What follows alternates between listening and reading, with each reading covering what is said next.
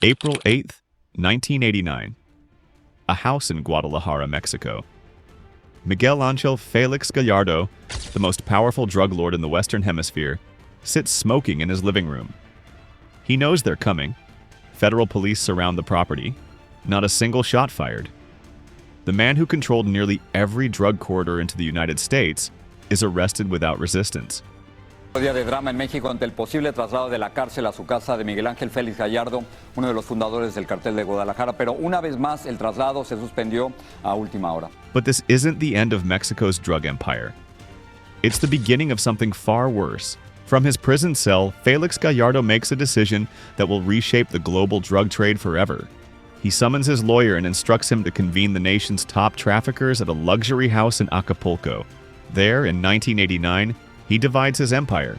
The Tijuana route goes to his nephews, the Arellano Felix brothers. Ciudad Juarez to the Carrillo Fuentes family. Sonora to Miguel Caro Quintero. And the Pacific Coast? That goes to two men who would build one of the most powerful criminal organizations in history. Joaquin El Chapo Guzman and Ismael El Mayo Zambada. This is the Sinaloa Cartel. And for over 3 decades, they would become one of Mexico's most dominant trafficking organizations, flooding America with unprecedented quantities of drugs. Miguel Angel Felix Gallardo wasn't born a kingpin. He was born on January 8, 1946 in Culiacan, Sinaloa. He studied business in college. He became a federal police officer, then a bodyguard for the Sinaloa governor, Leopoldo Sanchez Celis. Those political connections became his foundation. In the late 1970s, Felix Gallardo co-founded the Guadalajara Cartel with Rafael Caro Quintero and Ernesto Fonseca Carrillo. They weren't just trafficking marijuana anymore, they were the first Mexicans to forge direct relationships with Pablo Escobar's Medellin cartel. Colombian cocaine started flowing through Mexico to American cities. The profits were staggering, $5 billion annually. But Felix Gallardo made a fatal mistake.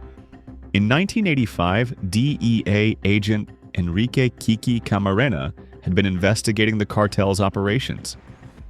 Camarena discovered Rancho Buffalo, a massive 1,000-hectare marijuana plantation in Chihuahua protected by corrupt Mexican intelligence agents.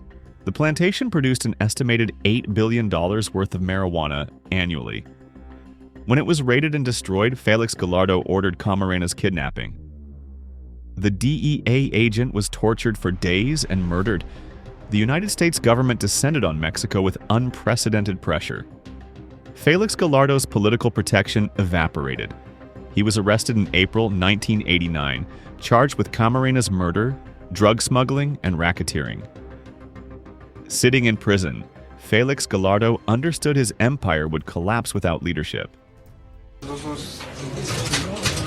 De esos cargos no reconozco ninguno, señor. Ajá. No fui detenido, así como se dice ahí. Ajá, eso que usted me leyó no me salió y le digo nunca. Para repetirlo, no supe qué firmé, puse una huella, tampoco supe si en qué la estampé. Estaba vendado, entonces esa, no tuve otra opción. Y pues ahora ya estoy aquí.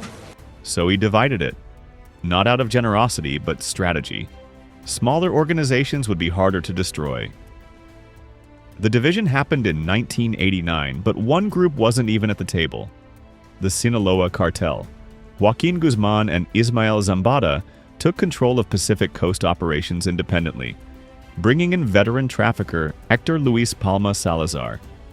They inherited infrastructure, routes, and connections. But they built something entirely their own. Joaquin Guzman Loera, born in 1957 in rural Sinaloa, grew up in poverty. His father was an abusive opium poppy farmer. Guzman learned the trade young, working with Pedro Avilés Perez, a legendary Sinaloan trafficker who pioneered using aircraft for drug smuggling. By the time Felix Gallardo was arrested, Guzman had earned respect as a ruthless, cunning operator. His nickname, El Chapo, means shorty in Spanish, a reference to his 5'6" frame. But there was nothing small about his ambition. Ismael Zambada Garcia, born in 1948, was different. Methodical, patient, strategic. Where El Chapo craved power and spectacle, El Mayo preferred the shadows. He built relationships, cultivated politicians, managed logistics. Together, they were unstoppable. El Chapo handled expansion and enforcement. El Mayo ensured the operation ran smoothly. The Sinaloa Cartel didn't just traffic drugs, they perfected it. In 1989, they dug their first drug tunnel between Agua Prieta, Sonora, and Douglas, Arizona. A 300-foot tunnel discovered in 1990. But they didn't stop. They built more. Longer, more sophisticated. Tunnels. Through a tunnel. Used by El Chapo. Tunnel King. The master of tunnels. El rey de los túneles. Prince of tunnels. A magnificent feat of architecture and engineering. Being used to smuggle drugs. And it's like looking for a needle in a haystack. There's not really any form of technology right now that can discover these tunnels being built. The tub. Look at this. By the time one tunnel was discovered, 3 more were operational. They used submarines, carbon fiber airplanes, fishing boats, trains with secret compartments, and commercial trucks. Once cocaine reached the United States, they distributed through cells in Chicago, New York, Atlanta, Los Angeles, and dozens of other cities. The scale was unfathomable. Over 1 million kilograms of cocaine, hundreds of tons of marijuana, heroin, and methamphetamine. Billions of dollars laundered through shell companies, insurance firms, reloadable debit cards, and bulk cash smuggling back to Mexico. But the Sinaloa Cartel's power wasn't just logistics, it was corruption. Felix Gallardo had taught them well. Bribes to police commanders, bribes to military officers, bribes to politicians at every level.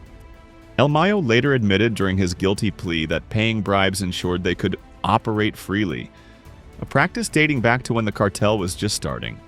When you control the government, you control everything. By the early 1990s, the Sinaloa Cartel was waging war.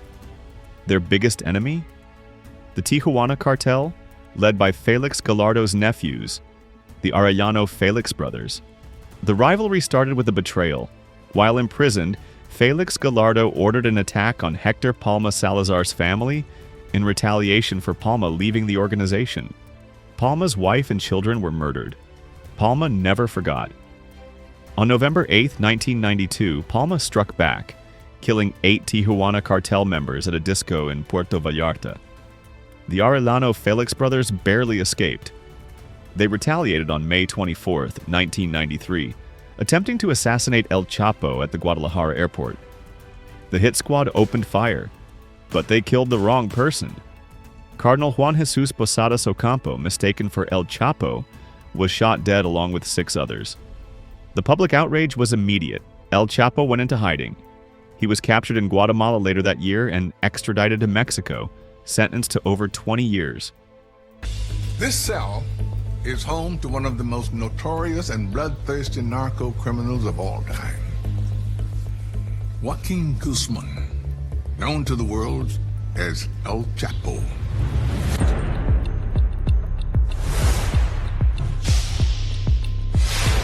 But prison couldn't hold him. El Chapo lived comfortably behind bars, bribing guards, running the cartel via cell phone. In 2001, facing extradition to the United States, he escaped by hiding in a laundry cart. Over 70 people, including the prison director, were implicated. For 13 years, El Chapo was a ghost. He lived in the Sierra Madre Mountains, protected by armed guards and corrupt officials. The Mexican government hunted him relentlessly. On February 22, 2014, the Mexican Navy raided a seaside hotel in Mazatlan. El Chapo was visiting family. They captured him without a shot. He was placed in Altiplano, a maximum security prison.